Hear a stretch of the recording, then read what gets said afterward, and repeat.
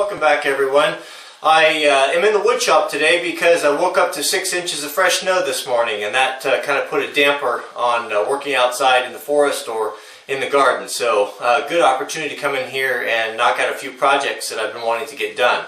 So today what I'm working on, actually kind of started here without you, but I'm going to bring you on in and kind of show you some of the specifics. So if this is something you'd like to do yourself, it's a simple project. It's something you can do that would make your wife very, very happy, and something you'd be proud of.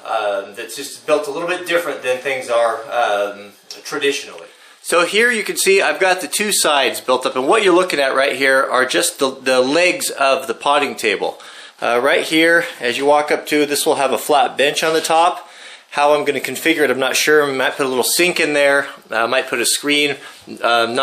Haven't decided on that yet. Up here will be a stretcher across with a small shelf on the top that she can put small potting pots or whatever that she has. What's unique about this is it's just, it's not, I like to build the old way. I like to use mortise and tenon to build things properly.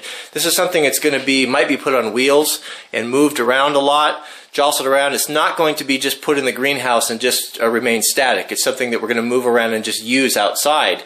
So it's got to be really strong. I don't like traditional construction methods for things like this. Anybody can slap a 2x on, stick a couple drywall screws in it or a Simpson bracket, and I just don't like to work that way. I like to build something that I'm proud of, providing I have the time. So how this is constructed is all, see if I can break this down for you, it's all mortise and tenon. So what that means is that there is a male section here, and then there is a notch called a mortise in there, and it all fits together. So every piece right here you see is all mortised and tenoned, and it will be held together with some all thread, and I'll share that with you too. So don't be intimidated by it.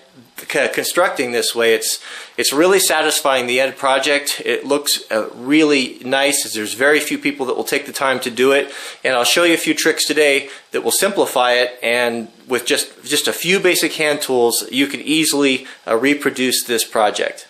To bring you up to speed with where we're at, what we have to do to finish the frame is I have to install 4 stretchers. That's these pieces right here. Actually there's 5 that they'll go in right here. It's just a copy of this, but it'll come across the front, and it'll be flush to the top of the post so we can put a nice heavy flat bench on the top. So what we need to do is we need to cut the tenons in here and then do the layout, cut the mortises, and there'll be one here, one down here, one here, here, and then a little bit larger, a decorative one up on top, which will support the small shelf. So what we're going to start right now is cutting the tenons on the stretchers.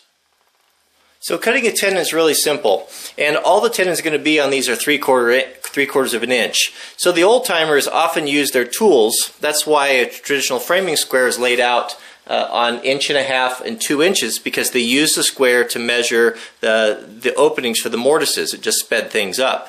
So I got a 3/4 inch chisel right here. We're not building pianos, so we don't have to. It's not super critical. So I'll use this here to mark. So I got 3/4 of an inch there, and then I'll turn this, and I know I want to have a shoulder on this, so I'll bring out my 1-inch chisel, come up off the bottom, mark here, and then if I want to help myself out a little bit, I can take that 3/4 right there. And I always write an R on the sections that I want to remove, because your mind wanders and you just quit paying attention and you can ruin a piece. So right there it's real clear to me that I need to remove this. So a quick way to notch this out is I can do this all by hand with a chisel, but there's no need to. Just take a small saw and be careful to start right on your line and then cut down to that mark.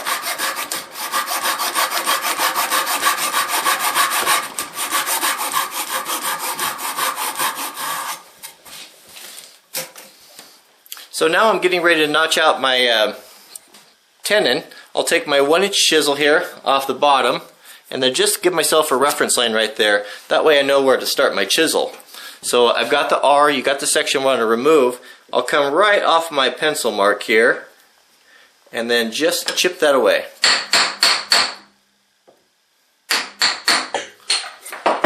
right there is my tenon. So I have my lines here. I just take my chisel and just clean that up. So here I've got the two front legs and the lower stretcher, which will be just above your feet as you walk up to the front of the bench. So I've oriented these to out. I've wrote out on them. I have to do a lot of visual cues and make sure that I write everything down because it's easy to get confused with so many pieces. You make one wrong cut and it's heartbreaking. So you can see right here I've got the mortise already for the inside, which I showed you, and this is going to be kind of a shared mortise, so I need to come over here and mirror this on this side. So right here I've got the tenon cut, you can see. So now it's time to do the layout. So I'll put my two posts together facing out, and our first stretcher will come up 6 inches from the bottom. Alright, so now we need to lay out, mark out for our mortises. You can see right here we've got our two mortises for our side stretchers, and we want a mirror image of that here and here. So I'll use my combination square and we'll come off 3/4 of an inch here, and all I'm doing is I'm just making a V right, or an L right here, and you'll see why, because that's all that I need.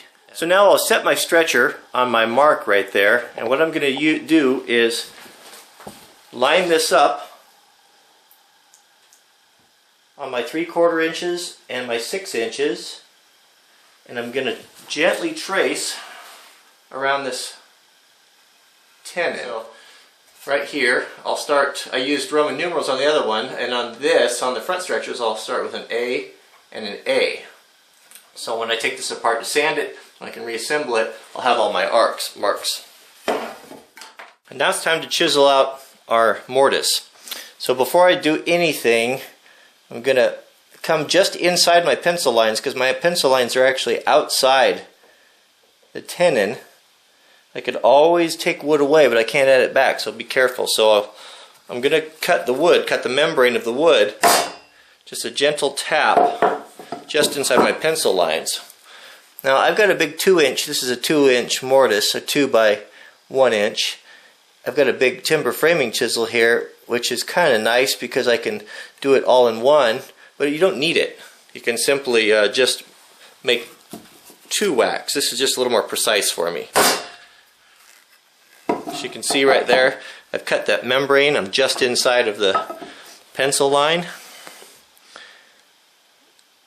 And I'll go back here to my 1-inch chisel.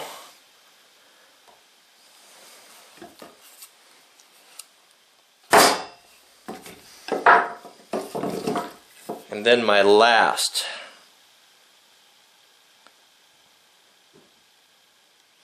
I stay well inside the pencil line in my bottom one.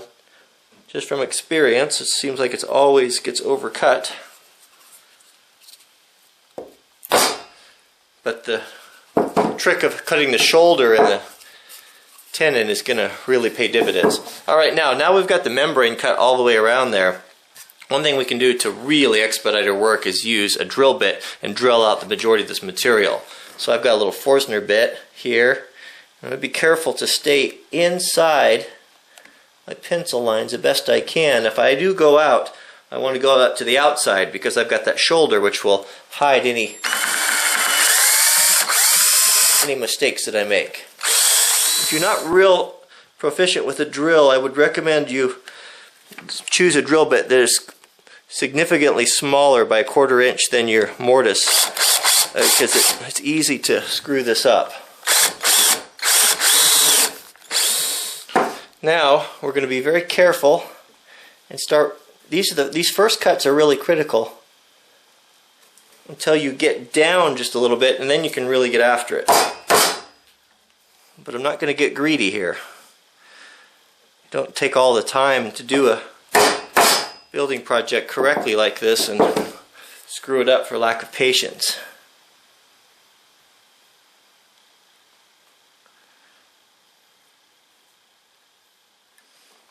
Alright, so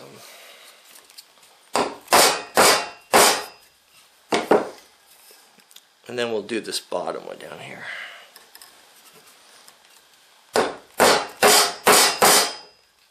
Alright, now that we're down in the wood quite a ways, we can get a little bit more aggressive with it. Just keep working these corners.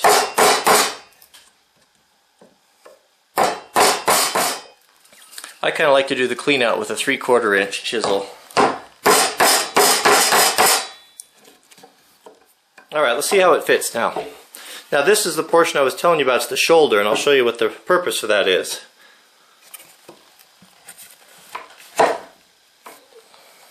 Alright, that looks good.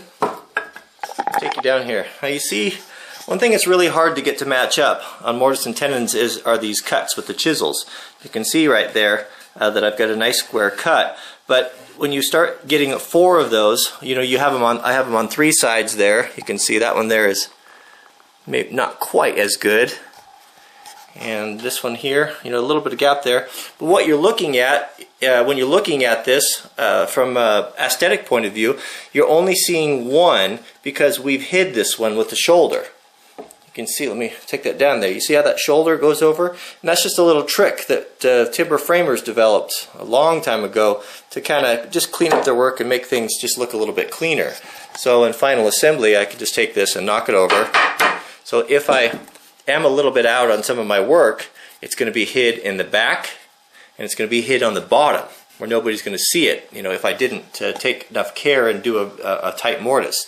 And then right here, the shoulder covers any bad work there. So it just minimizes your exposure to shoddy workmanship, I guess, or less than perfect joints. But that's the reason for a shoulder right there, and that's why you put the shoulder on the front where you're going to be looking at it.